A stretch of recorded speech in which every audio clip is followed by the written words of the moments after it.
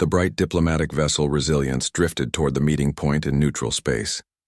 The ship's sleek white hull reflected the distant starlight as it approached the massive space station shaped like a silver wheel. Commander Allison Wright stood on the bridge, her hands clasped behind her back as she watched the station grow larger on the view screen. First official contact with the Kaisari Collective, First Officer Peter Garcia said as he stepped up beside her. Never thought I'd see the day. Neither did I, Allison replied, her blue eyes fixed on the station. 7 alien species working together in one federation, and now they want to talk to us. Or size us up, Peter said with a slight frown. Allison nodded. Humanity had only ventured beyond their solar system 50 years ago. The Kaisari Collective had been traveling between stars for centuries. Either way, our job is to represent Earth. Well, Dr. Samantha Kelly joined them, her scientific equipment packed and ready. This is the opportunity of a lifetime, she said, barely containing her excitement. Their medical technology alone could advance us by decades. Let's not get ahead of ourselves, Doctor, Allison cautioned. This is just a first meeting. Lieutenant Daniel Ross, head of security, approached with a serious expression. My team is ready, Commander. 6 officers will accompany us to the station. Armed? Allison asked. Minimum defensive weapons only, as agreed, Daniel confirmed. They'll be wearing the new diplomatic armor under their uniforms. Allison nodded. Good. We follow protocol, but we stay alert. The Resilience docked smoothly with the station. Allison led her team through the airlock and into a wide, curved hallway with impossibly high ceilings. The architecture felt alien, angles that seemed slightly wrong to human eyes, materials that shimmered with colors that shifted as they moved. A tall, slender figure approached. The alien had blue-gray skin that seemed almost metallic in the light.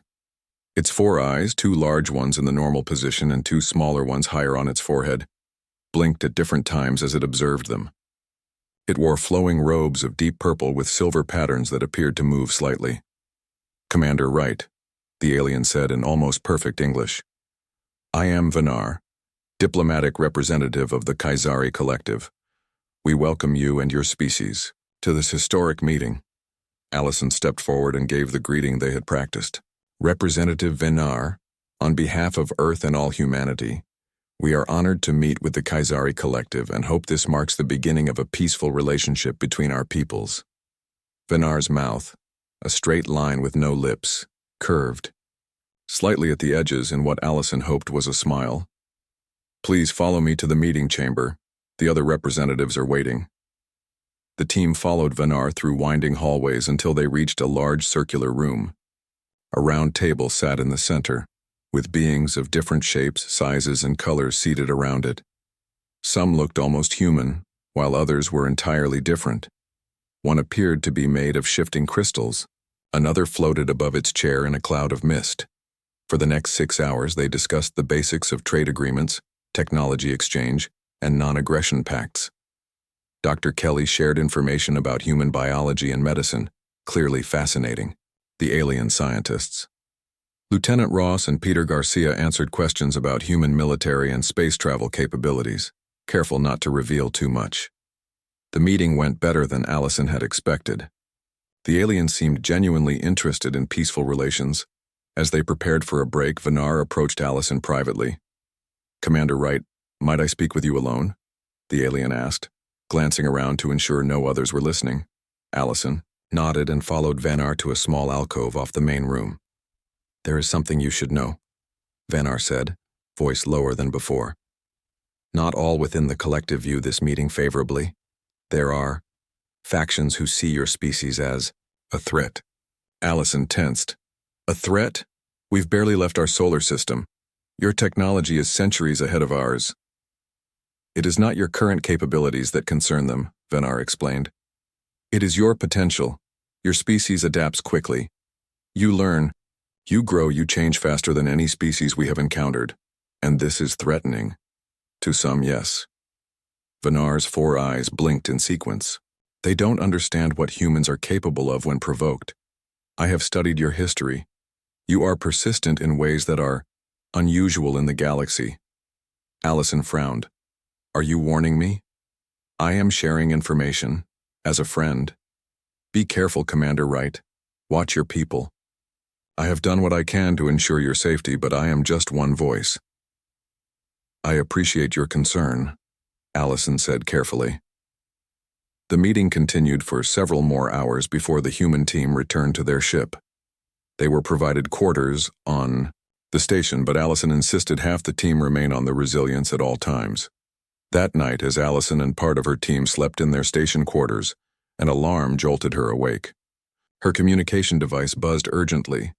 "Commander," Peter's voice came through, filled with panic. "The ship is under attack." Allison jumped out of bed, grabbing her uniform. "What? Who's attacking?" "They look Kaisari, but they're using stealth.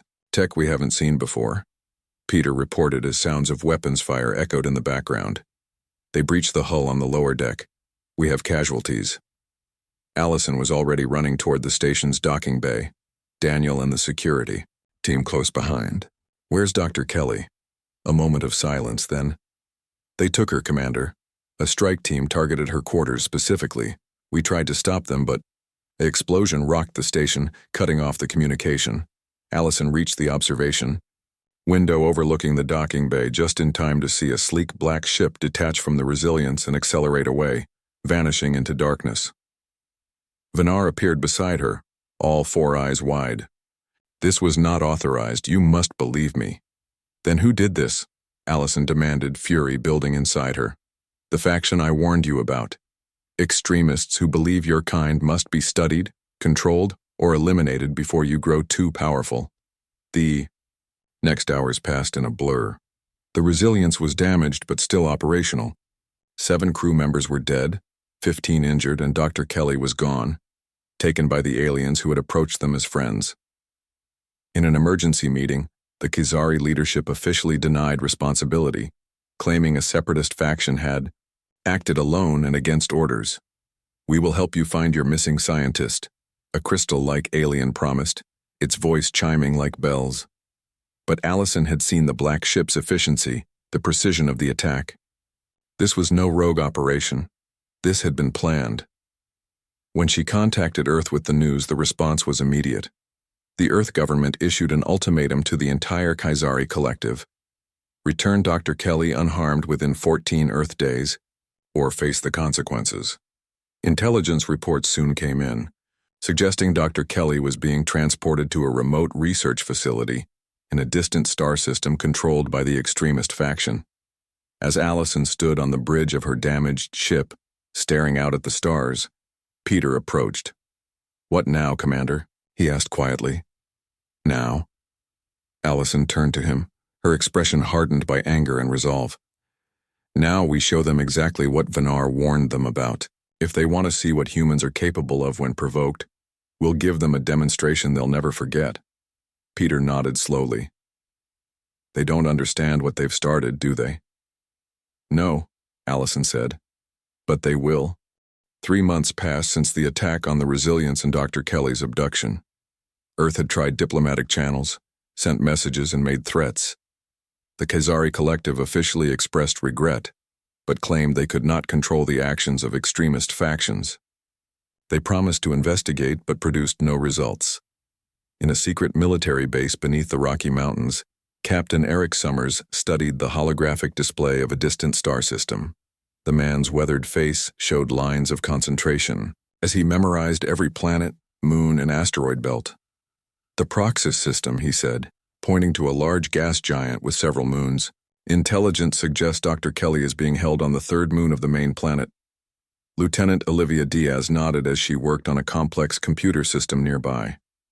Her fingers flew across multiple screens, processing data about Kaisari security systems. "Their communications network is unlike anything we've seen, but I'm finding patterns. They use quantum encryption, but there are weaknesses in how they implement it." Sergeant Kyle Bennett cleaned his experimental pulse rifle at a workbench. The weapon looked too advanced to be human technology. "These reverse-engineered weapons should work against their armor, but we won't know for sure until we're there." Dr. Nathan Ward, a military psychologist specializing in alien behavior, paced the room. "Based on what we know of Kaisari psychology, they believe themselves superior. They think humans will give up after a few months of failed diplomacy. They don't understand our concept of loyalty to our own kind. The door slid open and Admiral Linda Hayes entered. The room fell silent as everyone stood at attention. "At ease," she said, her voice commanding respect. "Your mission has been officially approved. The Shadow Hunter is ready." The Shadow Hunter was Earth's newest stealth vessel, built using both human ingenuity and stolen Kaisari technology. It was smaller than the Resilience, designed for speed and stealth rather than diplomacy. "We leave tomorrow at 600, Captain Summers announced to his team. "Study your assignments one last time." Later that night, Eric was reviewing the mission details in his quarters when a communication alert sounded. The screen displayed an encrypted message from an unexpected source: a Kaisari. The alien on screen had pale green skin and 3 eyes instead of 4. "I am Janak," the alien said quietly. "I risk much by contacting you. Not all Kaisari support the actions against your people." Eric remained silent, letting the alien continue. "Dr. Kelly is indeed on the 3rd moon of Proxus Major, but she has been moved to a more secure facility on the dark side. They are forcing her to develop biological weapons that could target human physiology. You must hurry." "Why are you helping us?" Eric finally asked. Janek's 3 eyes blinked slowly. "Because what was done was wrong. And because your Commander Wright was right. The attack was not the work of extremists alone. There are those in our highest leadership who seek to prevent human expansion before it begins." The connection ended abruptly. Eric immediately reported the contact to Admiral Hayes, who ordered additional intelligence verification. By morning, the information was confirmed through other sources. The next day, the Shadow Hunter departed Earth orbit, carrying Captain Summers' team of 12 specialists.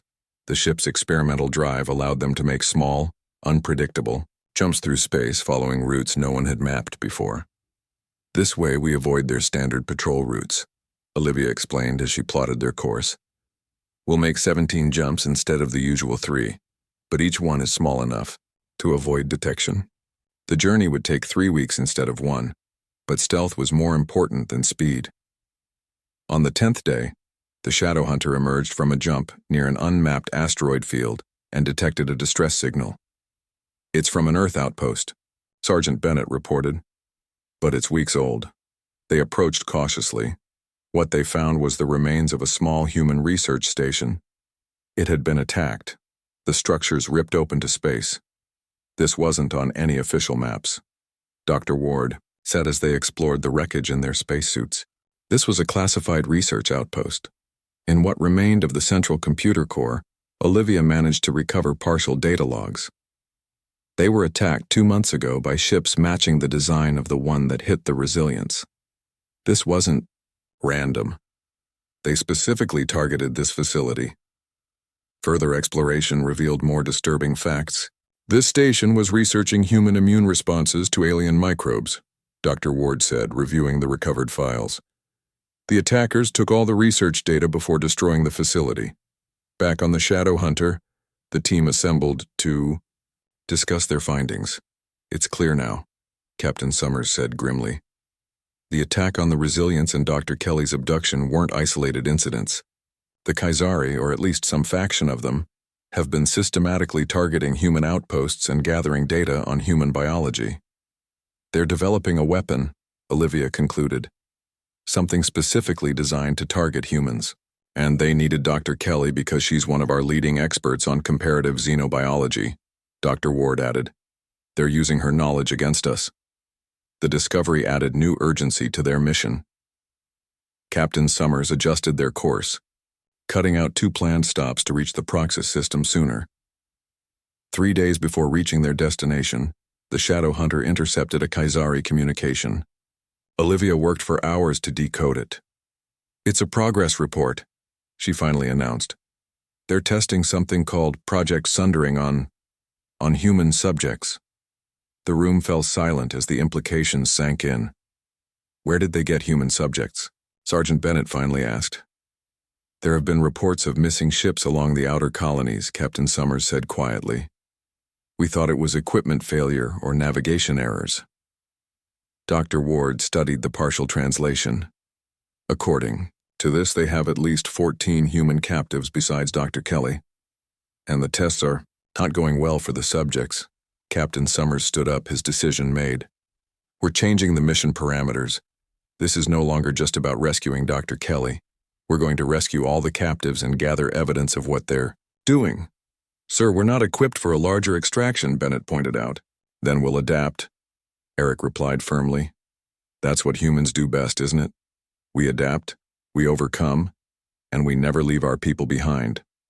As the Shadow Hunter approached the Proxys system, the team prepared their equipment and reviewed the new plan.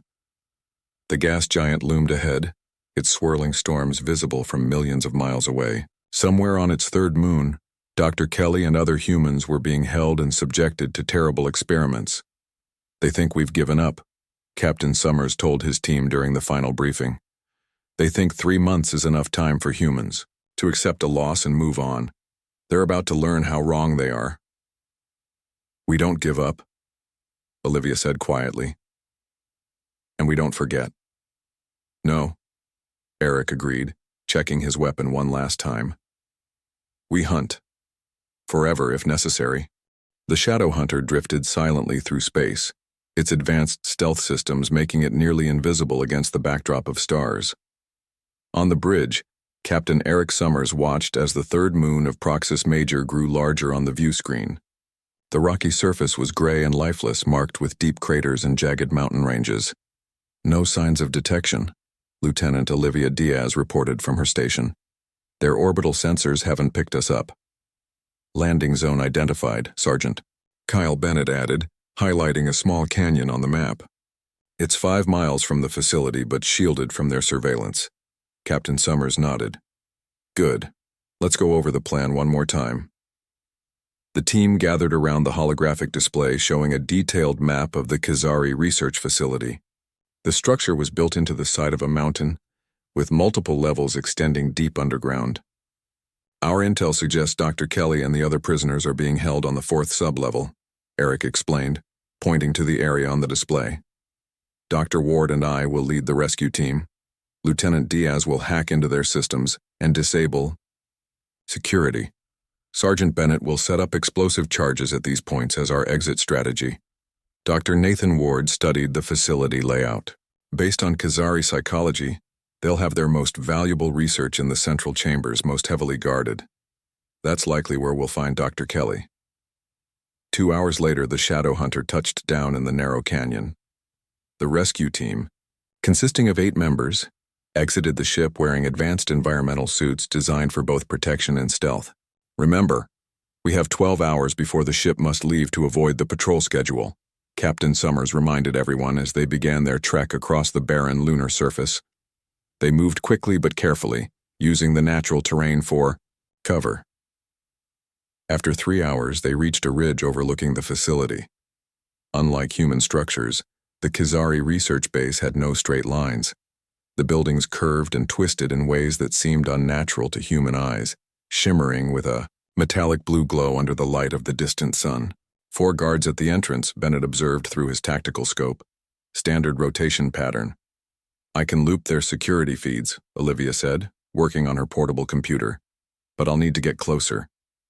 They waited until the facility's Nyuk lights dimmed, indicating their night cycle had begun. Moving like shadows, the team approached the service entrance Janak had identified in his intelligence. Olivia connected her device to an external data port and began bypassing the security systems. I'm in, she whispered after several tense minutes. But something's wrong. There are way more life signs inside than expected. At least triple the normal staffing. Captain Summers frowned. Could they know we're coming? I don't think so, Olivia replied. Wait. I'm picking up communications. There's some kind of important visitor. Someone called Krixar is inspecting the facility today. The name meant nothing to them, but the increased security complicated their mission. Nevertheless, they proceeded according to plan, using the service tunnels to infiltrate deeper into the facility. The interior of the base was even stranger than the outside. The corridors seemed to shift and change, with walls that glowed softly, in patterns that hurt human eyes if watched too long. The air felt thick and carried a sweet metallic smell that their suits filtered out. They encountered their first resistance 2 levels down, a pair of Khazari guards that Bennett silently neutralized with stun weapons. As they pushed deeper into the facility, they passed laboratories filled with strange equipment and alien scientists working despite the late hour. On the 3rd sublevel, they found their first evidence of human captives, a room with personal items clearly belonging to Earth colonists and explorers. Discarded clothing, photographs, and small keepsakes had been sorted and labeled in the Khazari language. "They're studying everything about us," Dr. Ward said grimly. "Not just our biology." When they finally reached the 4th sublevel, Olivia accessed a terminal to locate the prisoners. "Got them," she said after a moment. "Cell Block 7, East Wing. But Dr. Kelly isn't with them. She's in a separate location, main laboratory complex." Captain Summers made a quick decision. "We'll split up. Bennett, take half the team and free the prisoners. Dr. Ward and I will find Kelly." Bennett nodded and led his group toward the cell block while Captain Summers and Dr. Ward headed for the main laboratory. Olivia stayed at the terminal, guiding both teams through her communications link. The main laboratory was heavily guarded. 4 Khazari warriors stood outside, armed with energy weapons that could cut through their suits with a single hit. Captain Summers studied the situation, looking for an approach. Suddenly, an alarm blared throughout the facility. "Bennett's team has been spotted," Olivia warned through the comlink. "Security systems are activating everywhere." With no choice left, Captain Summers signaled Dr. Ward, and they charged the laboratory entrance, firing stun weapons. They caught the guards by surprise, dropping 2 immediately, but the others returned fire. An energy bolt grazed Eric's shoulder, burning through his suit and searing the flesh beneath. Dr. Ward took down the 3rd guard while Captain Summers, ignoring his injury, tackled the 4th. Inside the laboratory, they found Dr. Samantha Kelly working at a complex alien computer station. She looked thin and tired, her face showing signs of stress, but her eyes widened with surprise when she saw them. "Captain Summers?" she whispered, in disbelief. "You came for me?" "Of course we did," Eric replied, moving quickly to her side. "We're getting you out of here." Dr. Kelly shook her head. "I can't leave. There are others, more humans, and what they're making me do. I have to destroy it." Before Eric could respond, the laboratory door slid open. A tall Khazari entered, flanked by guards. Unlike the others they had seen, this one had red markings on his blue-gray skin and wore an elaborate headdress that seemed to float above his head. "Humans," the Khazari said in perfect English. "How predictable. I am Krixar, and you have traveled very far to die." "We've come for our people," Captain Summers said, raising his weapon. Krixar made a sound that might have been laughter. "Your people? Do you know why we took them? Why we study you so carefully? Your species is dangerous, unpredictable, violent, and spreading too quickly through the galaxy. You are a disease that must be controlled." As he spoke, Bennett's voice came through the comlink. "Captain, we've secured the prisoners, but we've got a problem. One of them is badly injured. Mason Cooper, pilot from the Starlight. He can't walk on his own. And now you will join them." Krixar continued, signaling his guards to advance. Dr. Kelly suddenly moved, pressing a sequence into the alien computer. Alarms blared, different from before. "Biological containment breach," an automated voice announced in the Khazari language, which their translators picked up. "Emergency protocols activated." "What did you do?" Krixar demanded, turning to Dr. Kelly. "What I should have done months ago," she replied defiantly. "I destroyed your weapon and released the data to every system on the network. Everyone will know what you've been doing here." Chaos erupted as emergency systems activated and facility personnel began evacuating. Captain Summers grabbed Dr. Kelly and pulled her toward the exit, Dr. Ward covering them as they retreated.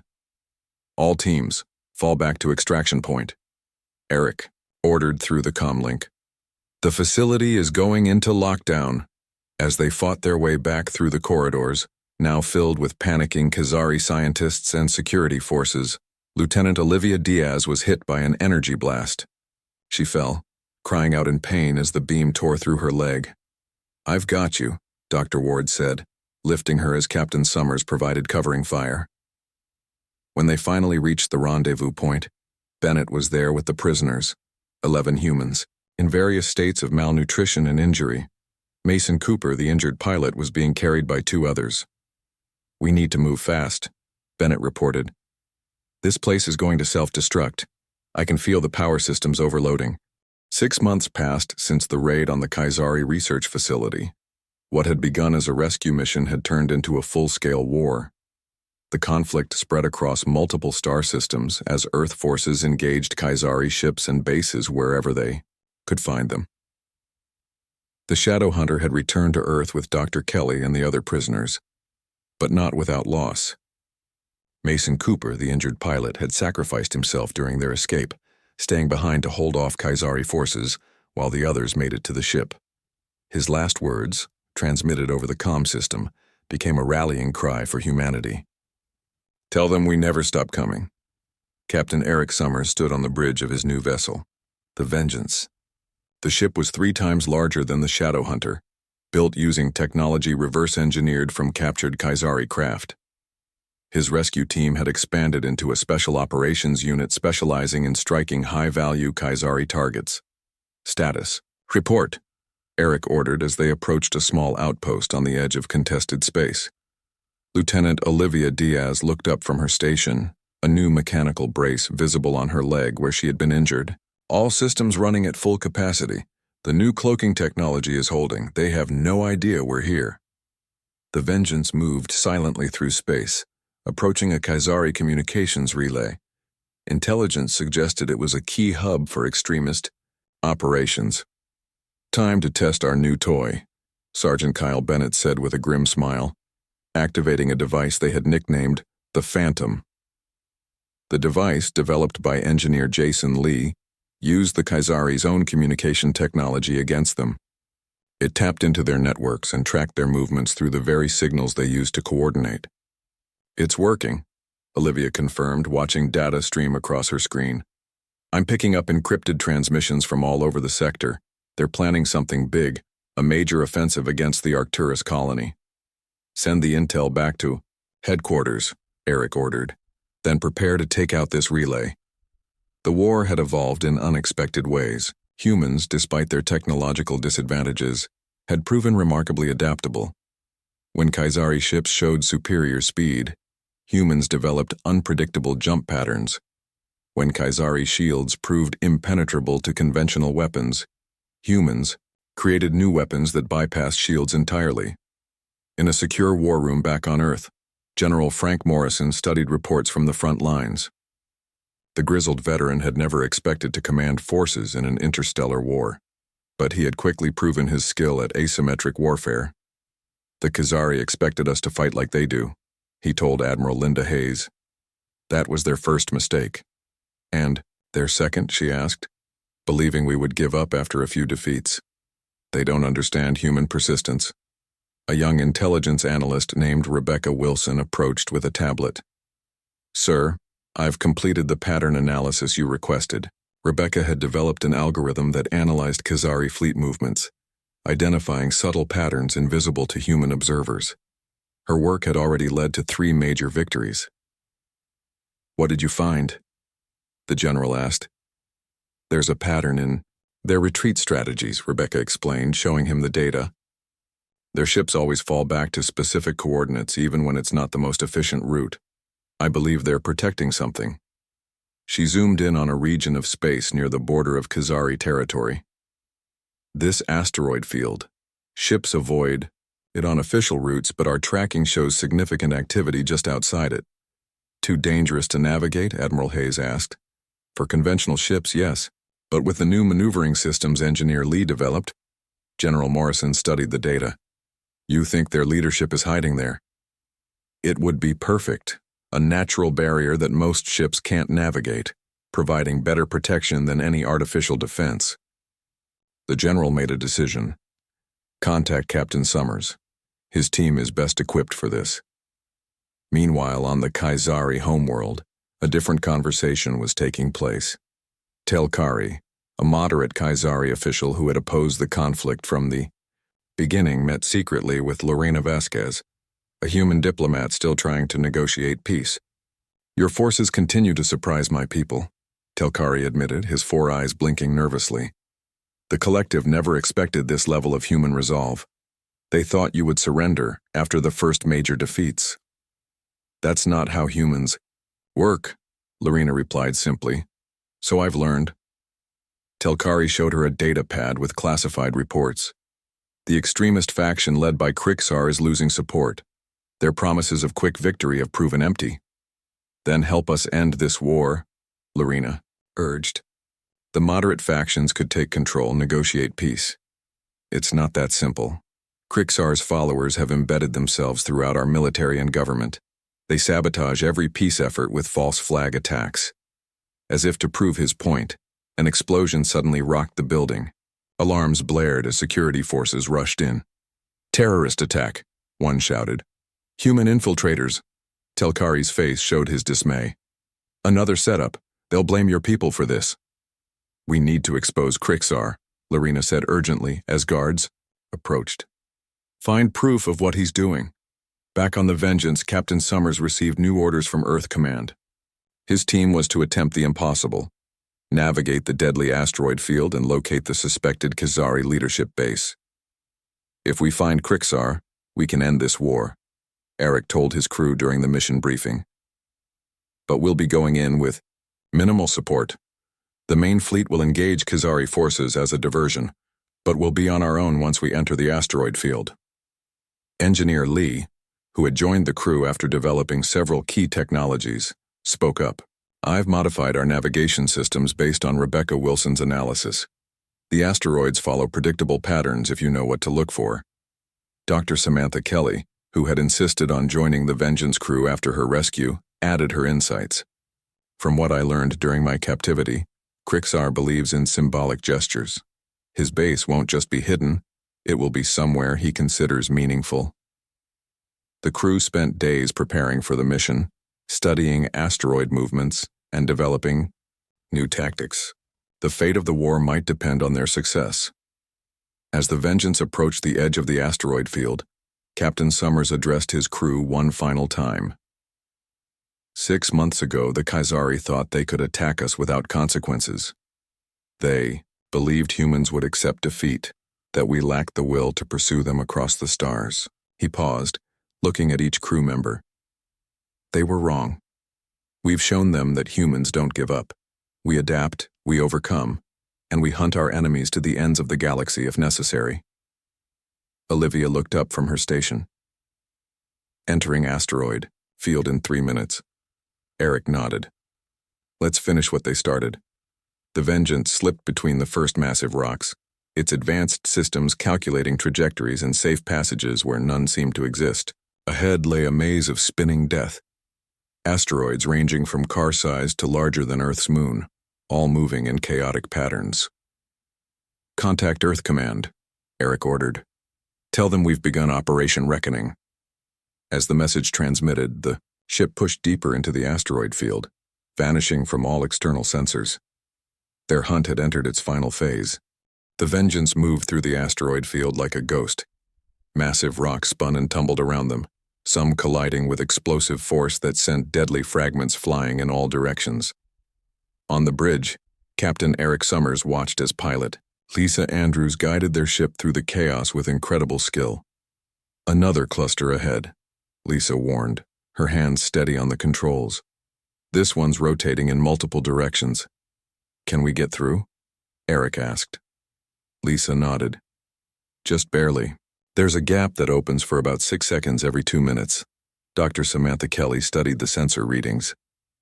The radiation patterns are strange here. It's almost as if something is generating an artificial field. Or hiding within the natural. One, Lieutenant Olivia Diaz suggested. She had been tracking energy signatures throughout their journey into the asteroid field. Wait, I'm picking up something. Faint power readings at coordinates 227 Mark 43. Eric ordered the ship to change course. As they navigated deeper into the field, the asteroids became more densely packed. Twice they had to use the ship's point defense lasers to destroy rocks. that suddenly changed course and threatened to collide with them. That's not natural movement, Engineer Jason Lee observed. Those asteroids were redirected. We're being hunted, Sergeant Kyle Bennett said grimly, manning the weapons station. They pressed on, using every evasive tactic they had developed. After 3 tense hours, they reached a relatively clear area in the center of the field, and discovered why the asteroids moved so strangely. A massive structure floated in the void, half built into a giant asteroid. Unlike the curved organic architecture of normal Khazari buildings, this one was angular and threatening. Enormous devices attached to the asteroid's surface emitted pulses of energy that pushed nearby rocks into defensive patterns. That's it, Eric said quietly. The headquarters of the extremist faction. And look, Olivia pointed to several ships docked at the base. That's Krixar's personal vessel. He's here. Meanwhile, far from the asteroid field, Admiral Dominic Russell commanded Earth's main battle fleet. Dozens of ships engaged the Khazari defense forces in the largest space battle of the conflict. All ships maintain formation, the Admiral ordered, as enemy vessels moved to surround them. Remember, we're the distraction. Keep their attention focused here. Back on Earth, John Evans, the government's representative to the Khazari Collective, prepared for what might be the final phase of the war. If Captain Summers' mission succeeded, Evans would need to negotiate terms with whoever took control of the Khazari leadership. The terms must be firm but not vindictive, he told his staff. We want a lasting peace, not another war in 20 years. On the Vengeance, the team prepared to infiltrate the hidden base. The ship couldn't approach directly, without being detected, so they would use 3 smaller craft specially designed for the mission. Team 1 will secure the communication center, Eric explained during the final briefing. Team 2 will free any human prisoners they find. Team 3, with me, will locate and capture Krixar. Dr. Kelly insisted on joining Team 3. I need to be there, she said firmly. I spent months as his prisoner. I know how he thinks. Eric nodded. Stay close to me. The 3 craft separated from the Vengeance and approached the base from different angles, using the asteroids as cover. Team 1's vessel took a hit from a defense laser, but managed to reach the outer docking area. Team 2 landed successfully, at a service entrance. Team 3, with Captain Summers and Dr. Kelly, headed for the main docking bay. Inside the base, they encountered immediate resistance. Khazari guards fired energy weapons that left scorch marks on the walls where they hit. Bennett and his security team responded with their own weapons, adapted from Khazari technology but modified to stun rather than kill. We need prisoners, not martyrs, Eric had insisted during planning. They fought their way deeper into the base, following Dr. Kelly's guidance. The command center will be at the center, protected by multiple security layers, she explained. Predicted, they faced increasingly difficult obstacles: security doors, guard posts, and automated defense systems. 2 members of their team were injured and had to fall back. Another was killed when a security door slammed shut unexpectedly, crushing him. Despite the losses, they pressed on. When they finally reached the command center, they found it surprisingly empty, except for one figure standing calmly in the center of the room. Krixar turned to face them, his 4 eyes blinking in sequence. Captain Summers, Dr. Kelly, how persistent you humans are. It's over, Krixar, Eric said, weapon raised. Your forces are engaged elsewhere. This base is being taken. As we speak, the Khazari made a gesture that might have been a shrug. This base is one of many. The war continues. Why? Dr. Kelly demanded. Why start this conflict? We posed no threat to you. No immediate threat, perhaps, Krixar replied. But our predictive algorithms are quite clear. Given time, humans would expand, consume resources, challenge the collective. In 50 years, perhaps 100, you would become the dominant species in this sector of the galaxy. This was a preventative war. Based on a prediction? Eric asked incredulously. Based on certainty, Krixar corrected. Your kind cannot help but grow, explore, consume. It is your nature. Before they could respond, an explosion rocked the base.